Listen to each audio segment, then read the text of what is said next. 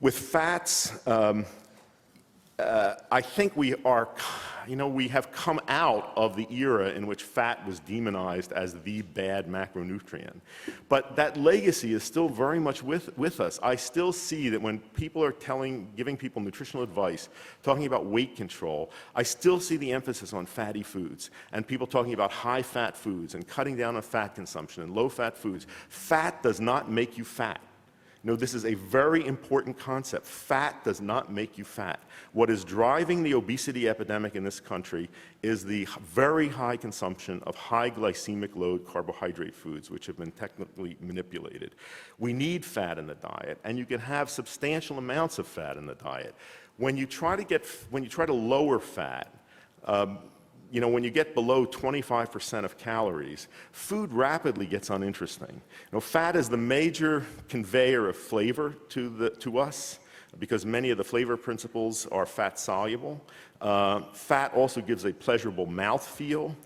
If you try to get fat down in the range of 10% of calories, which Ornish and Pritikin diets have recommended, I don't think people are going to stay on that unless you have a chef living with you, or you live at a spa, or you're so frightened about the prospect of an invasive cardiac procedure that you're going to do that.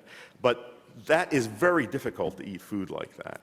And it's not necessary. In the Ornish program, where he has demonstrated reversal of heart disease, he has never studied the dietary component apart from the other components of the program, which include moderate exercise, meditation, group support. I think if you gave a Mediterranean diet or the anti-inflammatory diet, which I'm going to tell you about in a moment, as part of that same program, you'd get even better results and better compliance. On the island of Crete, one of the stellar areas for traditional Mediterranean diet, people eat 40% of calories as fat, and they have very low rates of cardiovascular disease and cancer. But the fat that they're eating is mostly olive oil, fat from fish, and fat from high-quality whole-fat dairy products. The fact is we need fat, and the most important kinds of fats that we need are the essential fatty acids. And here is another area which there has been an explosion of research. We must have omega-6s and omega-3 fatty acids every day, and we have to have them in the right ratio. It has been estimated that in Paleolithic times we're eating these two categories of fats in roughly equal quantities. Now we're eating a tremendous excess of omega-6s to omega-3s. There are many reasons for that. One is that omega-3 sources are very rare in nature. It's mostly from oily fish.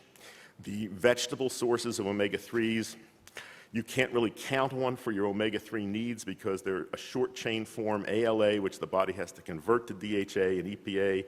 That conversion is inefficient at best. It varies greatly depending on your genetics, and it is interfered with if there's a lot of omega-6 fatty acids in the diet.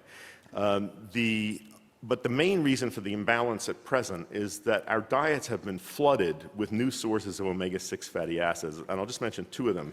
The main one is refined soybean oil, which began to enter the food chain here in the 1920s. It is the universal fat that's used in processed, manufactured, technologically manipulated food. It's ubiquitous because it's cheap. It's cheap because the federal government artificially drives down the price of soy through its subsidies program.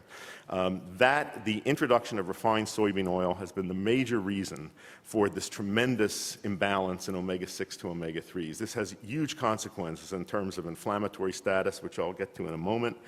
I usually tell people to avoid any food product that's got soybean oil as an ingredient. That's a marker of low-quality food. And this, by the way, is one of the things, when we get political here, and I hope in the public forum, we should all be working immediately to end these federal subsidies to soy and corn, which are responsible for making some of the unhealthiest ingredients in our food cheapest and most available. And this is something that's got to be stopped. Another reason, which is less obvious for the increasing consumption of omega-6 fatty acids, is that the animals that we raise for meat were grazing animals that typically ate grasses not too long in the past. Grasses have low levels of omega-3 fatty acids in them. Cows eat tremendous amounts of them, so they build up omega-3 fatty acids in their fat. Now we fatten our cows on grains, which are omega-6 sources. So that omega-3 source has disappeared and been replaced by an omega-6 source. So this is the fact that people are eating a tremendous disparity of omega-6 fatty acids to omega-3 fatty acids. That's something that I think that's one of the most serious nutritional problems in our population is insufficient omega-3 intake. Huge consequences in terms of risks of chronic disease related to inflammation. I strongly recommend using olive oil, extra virgin olive oil, as a main fat. The research on olive oil is terrific. Not only does olive oil have a very good fatty acid profile, it's got a unique fraction of health protective antioxidants in it. Polyphenols, which are related to the polyphenols found in green tea and in other natural products.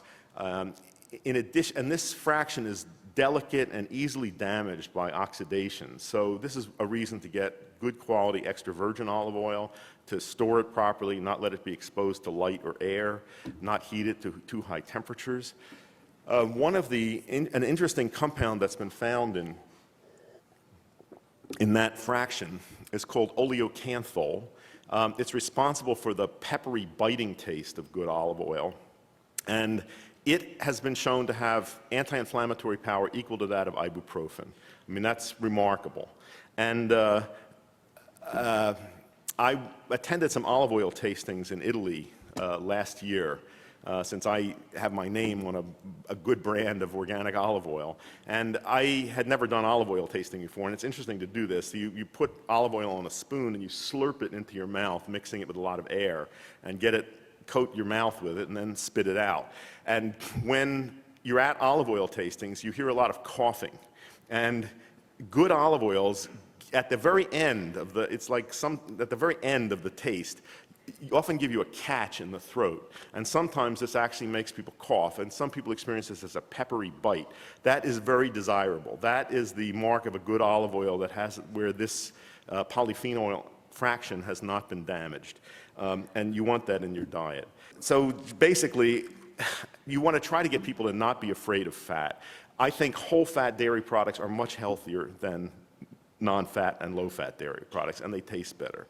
I think that one of the great practical problems that came from this era of demonization of fat was that there was a proliferation of low-fat and non-fat foods on the market, which had even higher glycemic loads than the conventional versions of those. Because often, to make up for the reduction in taste and pleasure by taking fat out, people put more sugar in.